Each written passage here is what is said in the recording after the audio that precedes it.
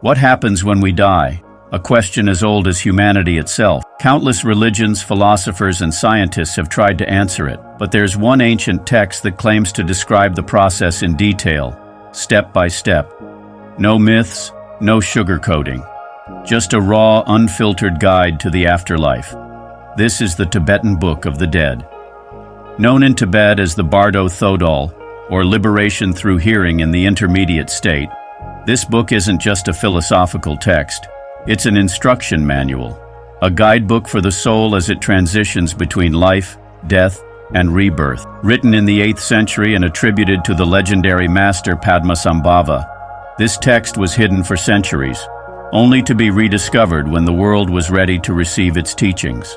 Unlike the Western concept of death as a final end, Tibetan Buddhism views it as a transition, a passage through different realms, filled with visions that can either lead to enlightenment or another cycle of rebirth. Unlike other religious texts, the Bardo Thödol isn't meant for the living. It's meant for the dying and the dead. In Tibetan traditions, monks or family members read this book aloud to the deceased, guiding their consciousness through the afterlife.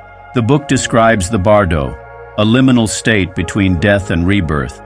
It is here that the soul encounters visions, terrifying or blissful, all depending on its past karma and level of awareness. The Tibetan Book of the Dead is divided into different stages, each describing a phase of the soul's journey. The first stage, called the Chikhai Bardo, describes the moment of death, the dissolution of the body and the first glimpses of the luminous void. Comes the Chönyid Bardo, where the soul encounters radiant, often overwhelming deities. These figures, both peaceful and wrathful, aren't external gods, but manifestations of the mind itself. And finally, the Sidpa Bardo, where the soul faces its final judgment. If clarity is lost, attachments take over, pulling the soul into a new life, a new birth, dictated by karma. Whether you believe in an afterlife or not, the Tibetan Book of the Dead holds powerful lessons. It teaches us how to face death, not with fear, but with awareness. It reminds us that our thoughts shape our reality, both in life and in whatever comes after. And perhaps it offers the most important truth of all. Death isn't the end. It's just another beginning. Hidden in the mountains of Tibet, an ancient book claims to reveal what happens after we die. It's called the Bardo Thödol, commonly known as the Tibetan Book of the Dead. But what exactly is the Bardo Thödol? It's not just a book. It's a spiritual guide meant to be read aloud to those who have just died. The title Bardo Thödol translates to liberation through hearing in the intermediate state. It describes what the soul experiences between death and rebirth. According to Tibetan Buddhism, death is not the end. Instead, consciousness enters a state called the Bardo, a transitional realm where the soul encounters visions, deities, and its own past karma. These visions can be peaceful or terrifying, depending on the person's state of mind and spiritual practice in life. For those who recognize these visions as projections of their own mind, enlightenment, or even liberation from the cycle of rebirth is possible. But for those who cling to fear, attachment, or ignorance, the journey through the Bardo leads to rebirth, dictated by past actions. This is why Tibetan monks read the Bardo Thödol to the dying, to help their soul navigate this mysterious realm and reach a higher state of being. So, is this just a spiritual myth? Or does the Bardo Thödol hold real insight into what happens after we die? Keep watching, because what comes next might change how you see life and death forever. What if death isn't the end, but a transition, an unfolding journey through different states of consciousness? Ancient Tibetan wisdom describes this process through the concept of Bardos. But what does that really mean? The term Bardo comes from Tibetan Buddhism and means intermediate state. It describes the different phases of existence before, during, and after death. The idea is that consciousness doesn't just vanish. It moves through distinct realms, experiencing visions, emotions, and even glimpses of what might come next. According to Tibetan tradition, there are 3 primary Bardos. The Bardo of living, Chikhai Bardo, the state we are in now, where we accumulate karma and shape our future. The Bardo of dying, Chikhai Bardo, the moment of death, when profound clarity and visions arise. The Bardo of becoming, Sidpa Bardo, the transition phase where consciousness prepares for its next destination. The first moment of death is said to bring an overwhelming sense of clarity. Tibetan teachings describe a luminous awareness. Some call it the clear light of death. If one can recognize and merge with it, they may achieve enlightenment instantly. For those unprepared, the Bardo can be filled with visions, some peaceful, others terrifying. These aren't punishments or rewards, but reflections of one's own mind. Fearful imagery comes from unresolved emotions, while divine visions represent the highest potential of consciousness. The final phase is the Bardo of becoming. This is where consciousness decides its next journey. Tibetan teachings suggest that karma, attachment, and desire shape what happens next, whether one is reborn, moves to another plane, or achieves liberation. So what does this mean for us? If the Bardos are real, then death is not the end. It is a transition. Tibetan wisdom suggests that by preparing our minds now, through meditation, awareness, and detachment, we can navigate this journey with clarity instead of fear. The mystery of death, then, is not an ending, but a doorway. The Tibetan Book of the Dead offers a roadmap to the afterlife, but the real question is, are we ready for the journey? What really happens when we die? No theories, no fluff, just the raw truth from one of the oldest and most mysterious texts in existence, the Tibetan Book of the Dead. Today, we're diving into the Chikhai Bardo, the moment of death, to uncover exactly what happens the instant you leave this world. The Chikhai Bardo describes the precise moment of death with eerie accuracy. It starts with the dissolution of the elements. Your body begins shutting down in stages, like a candle slowly flickering out. The first to go is earth. A heavy sensation fills the body, limbs become weak, and movement becomes impossible. Vision blurs, and the world starts fading. Then water dissolves. The mouth and throat dry, hearing becomes distant, and all moisture in the body begins to recede. Fire follows. The warmth of life drains, and a chilling cold spreads from the extremities inward. Then air. Breathing slows, each inhale shallower than the last, until finally, silence. And then, it happens. A blinding, brilliant light appears, clear, radiant, and beyond anything we can imagine. The text warns, if you recognize this light as your true nature, you'll attain instant liberation. But if fear takes over, you'll be pulled into the cycle of rebirth. But here's the catch. Most people don't recognize the light. Instead, their ego kicks in. Thoughts of life, regrets, attachments, they all come flooding back. The Tibetan masters describe this moment as the great test. If the mind clings to its old identity, if fear, confusion, or desire take hold, the light begins to fade. And just like that, the window of liberation starts closing. But this isn't the end. It's just the beginning of the next stage. What happens after we die?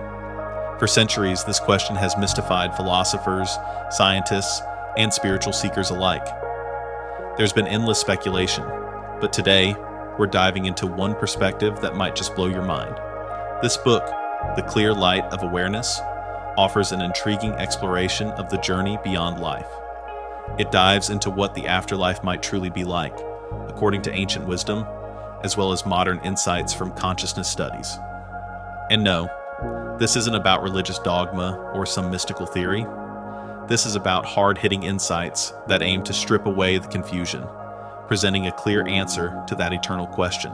We'll focus on one particularly thought-provoking section of the book, the part that reveals what we experience when we die. The clear light of awareness. The clear light of awareness is described as the essence of pure consciousness. It's not just an idea. It's the state of being that transcends the physical realm. Imagine a vast, open sky, clear and boundless. The light isn't something you can touch or see with your eyes, but it is the core of your being, and it's said to be what you return to when you die. In the moment of death, the text suggests, your consciousness becomes liberated from the body, and you enter a realm where only awareness remains. This is the clear light, unadulterated, pure, and full of potential. It is described as the state where the mind has no limits, no boundaries, and no distractions. The clear light is often associated with moments of deep meditation, or profound spiritual experiences, where the mind is free from the physical world's distractions and you connect with the essence of existence itself. But the book suggests that this is not just a state accessible in rare moments of enlightenment, it's the natural state of awareness. So, what happens when we die? According to the book, there's a specific process. In the moment of death, the physical body begins to shut down, and the mind experiences a series of stages. The first stage is described as the dissolution of the senses. As the senses begin to fade, the mind slowly detaches from the body, and you experience the cessation of physical input. The world around you begins to disappear, leaving you with your inner consciousness. This is the beginning of the journey toward the clear light of awareness. During this phase, you may feel the pull of what's often described as a tunnel of light, an intense, indescribable pull toward the center of consciousness. This is not a literal tunnel, but a representation of your consciousness transitioning toward a state of unity with the clear light. At the center of this experience, according to the book, is the clear light itself.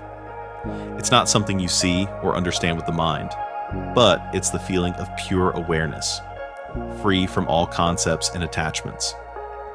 The book describes it as the ultimate realization, the realization that you are the awareness itself, and that awareness is the essence of all existence.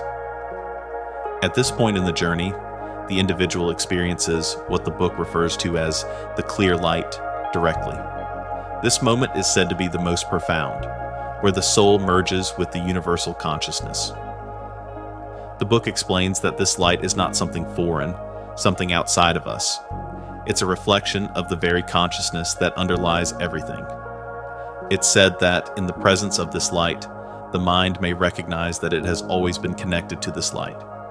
It is not a new experience, but the rediscovery of one's true nature. For those who are prepared, the encounter with the clear light is said to be a blissful experience, a return home to an indescribable peace. But for those who are not prepared, the encounter may be more disorienting. There may be fear or confusion, and the mind may resist the idea that it is merging with the universe's infinite consciousness. In the moment of complete dissolution into the clear light, there's no longer any distinction between self and other. Everything is interconnected, and the sense of individuality dissolves completely. Once this union occurs, what happens next? According to the book, this is where things get even more mysterious. Some souls may decide to reincarnate, entering new bodies, while others may remain in this state of pure consciousness, existing beyond time and space, at one with the universe. The key takeaway from this book is that death is not an end. It's a transition. The clear light of awareness reveals the truth that we are all more than just our bodies. We are pure consciousness, and death is merely a return to our original state. So, what really happens when we die? The answer is clear. We return to the clear light, the essence of who we truly are. It's not about what happens to the body or the mind. It's about the return to a state of pure awareness, where we are one with all that is. What happens when we die? No myths, no speculation. Just an ancient text that lays it all out, step by step. This is the Tibetan Book of the Dead, and within it lies a section called Chönyid Bardo, or the Bardo of Visions, a detailed account of the mind's journey after death.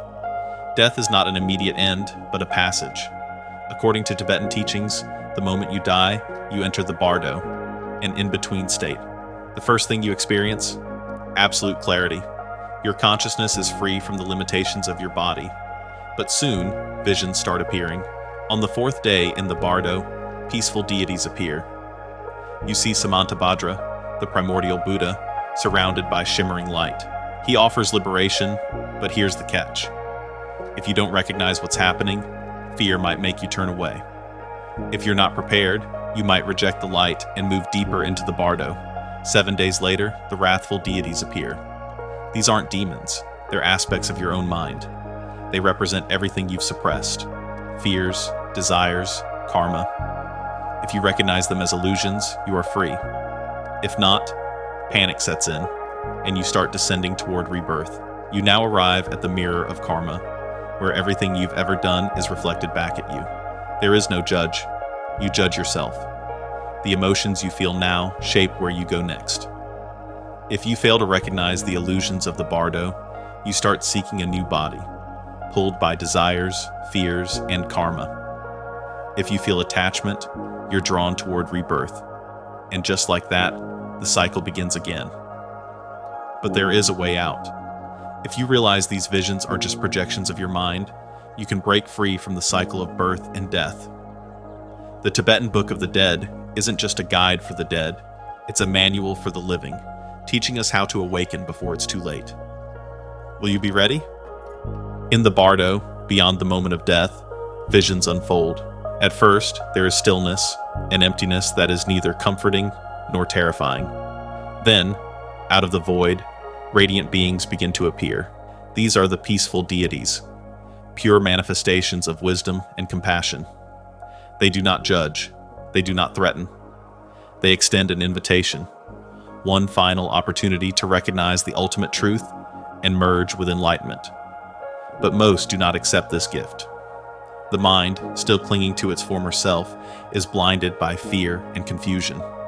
The light becomes too intense, the presence of these divine beings overwhelming. And then, the wrathful deities arrive. These beings are terrifying to behold. They appear as demons, as destroyers. Their faces twist in fury, their voices thunder like distant storms. But the truth is, they are not here to punish. They are not external forces. They are the same enlightened beings as before, only now appearing in their wrathful aspect. They are not enemies. They are teachers, revealing the illusions of the mind, stripping away attachments with force where gentleness has failed. For those who recognize this, fear vanishes, the monstrous faces soften, the roaring fades, the deities become what they always were, reflections of the mind's own resistance. But for those who do not understand, terror takes hold. The soul flees blindly, desperate for escape. And in doing so, it loses its chance at liberation. The Bardo is merciful, but the mind is not. Unable to embrace peace, unable to withstand fear, the soul is drawn back, toward another life, another illusion. You are no longer bound by the body. The world you knew has dissolved. What remains is awareness, pure, unfiltered, and luminous. You are in the Bardo, the space between death and rebirth. Here, visions arise, not from an external force, but from the depths of your own consciousness. What you perceive here is shaped by your mind. Every thought, every action, every hidden fear, and unfulfilled longing now manifests before you. You are shown yourself, not as you wish to be, but as you truly are. Every kindness, every cruelty, every moment of clarity or delusion stands before you.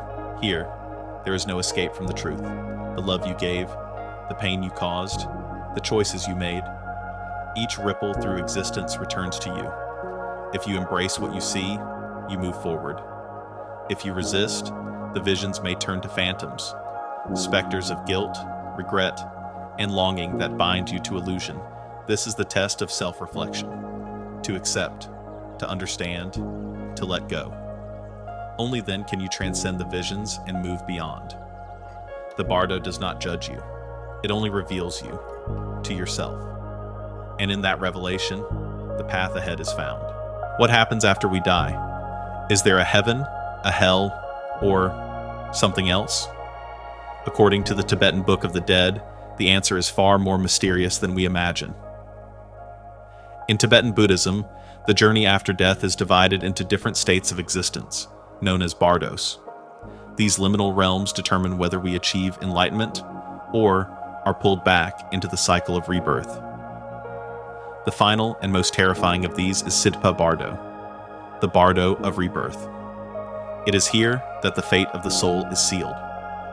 Sidpa Bardo begins when the soul realizes that it has failed to attain liberation in the previous stages. Here, karma manifests as hallucinations, overwhelming the soul with visions of its past actions. Every thought, every action we've ever committed, it all comes back. The weight of past deeds determines the path ahead.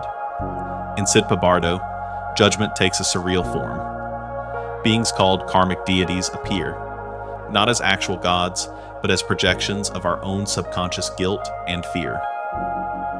Good deeds create light. Bad deeds create darkness.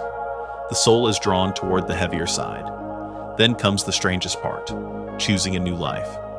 The soul, driven by unresolved desires, is pulled toward different wombs, seeking the right conditions for rebirth.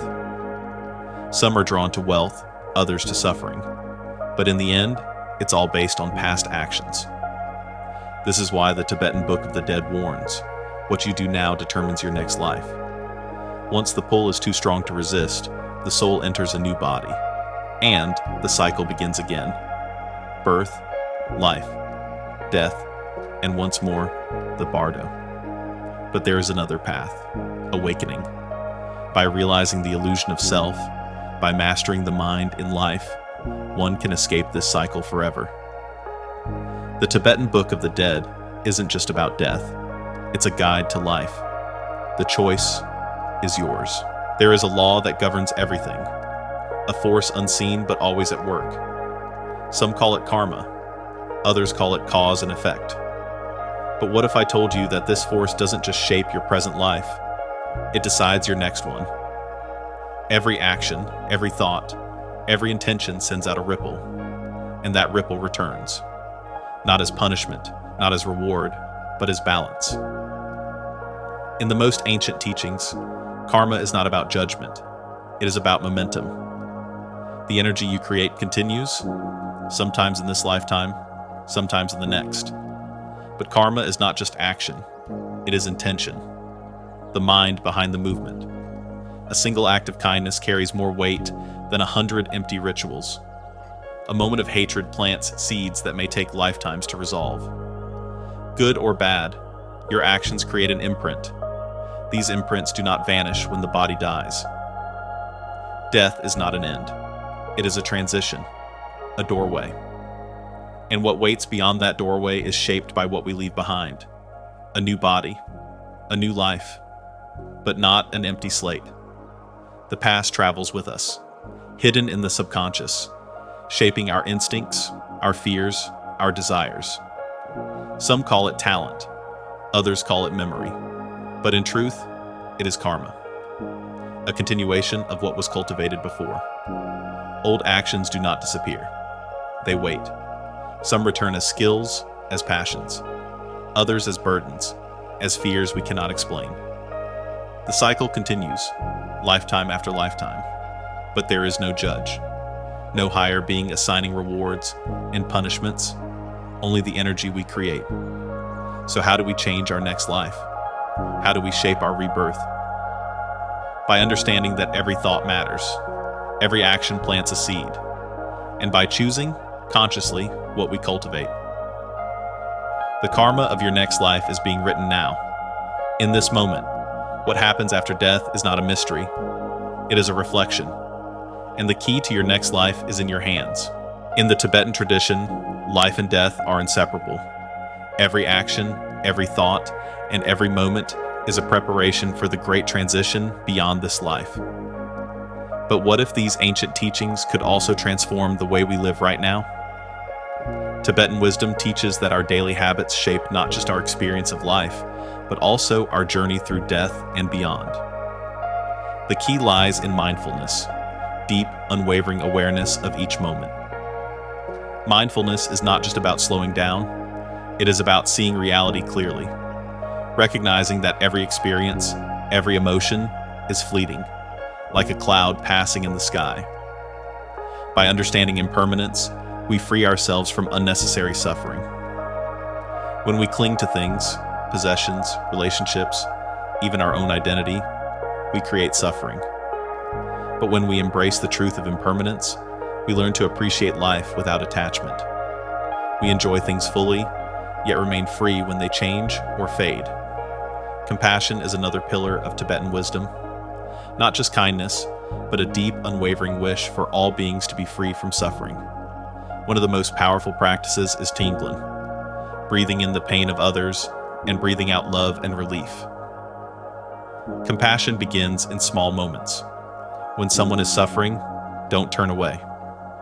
Take a moment to feel with them. When you listen, listen fully. When you speak, speak with kindness. These acts dissolve the illusion of separation and bring us closer to true wisdom. Embracing simplicity is another way to bring Tibetan teachings into daily life. Monks live with little, not because they must, but because they understand that true happiness does not come from external things. Ask yourself, how much of your stress comes from wanting more, fearing loss, or clinging to what you already have? Instead of chasing more, try being fully present with what you already have, whether it's drinking tea, walking, or even washing dishes. Bring awareness into everything you do. The simplest actions, done with mindfulness, become sacred. Tibetan wisdom teaches that death is not an end, but a transition. If we live with mindfulness, compassion, and simplicity, we not only prepare for death, but create a life filled with meaning, clarity, and peace. The journey toward wisdom is not about waiting for the right moment. It is about choosing, right now, to live with awareness, to see reality as it is, to meet each moment with an open heart. This is the true path to freedom. Meditation and mindfulness are often seen as tools for relaxation, but their significance goes far deeper, especially when we explore the mysteries of life and death. These practices have been used for thousands of years to help people connect with their true nature, understand the impermanence of life, and even prepare for what comes after. Many ancient traditions believe that mindfulness is the key to awakening beyond the physical body. In Buddhist and Hindu philosophies, for example, deep meditation allows practitioners to transcend the illusion of the material world and glimpse the reality of existence beyond death. Even in the West, near-death experiences and mystical insights often mirror what meditation teaches. That consciousness is not limited to the brain. But even if we put aside the spiritual aspects, science confirms the powerful effects of meditation on the brain. Regular practice has been shown to reduce activity in the default mode network, the part of the brain associated with ego and self-referential thoughts. This is significant because many spiritual traditions teach that overcoming the ego is essential for understanding the nature of life and death. Studies using fMRI scans have shown that experienced meditators enter states where brain activity becomes highly synchronized, almost as if they are tapping into something beyond ordinary consciousness. Some researchers even speculate that deep meditation may provide a glimpse into what happens at the moment of death, when brain waves shift into similar states. This is why many spiritual traditions encourage people to cultivate mindfulness throughout life. By practicing detachment, presence, and awareness, we become less afraid of death. In Tibetan Buddhism, for example, practitioners prepare for the transition by meditating on the impermanence of life, so when the moment comes, they can meet it with peace rather than fear. There are even texts, like the Tibetan Book of the Dead, that describe how awareness continues after physical death. Some believe that if a person has trained their mind through meditation, they can remain conscious and navigate the afterlife with clarity instead of confusion. Even if you don't believe in an afterlife, mindfulness has practical benefits that deeply impact how we live. It helps us become less reactive, less fearful, and more present. And ultimately, the way we live determines how we experience the transition of death, whether with peace or resistance. So, whether you're seeking enlightenment, peace, or simply a way to reduce anxiety, meditation and mindfulness are invaluable. If death is the great unknown, then perhaps the best way to prepare for it is to fully awaken in life.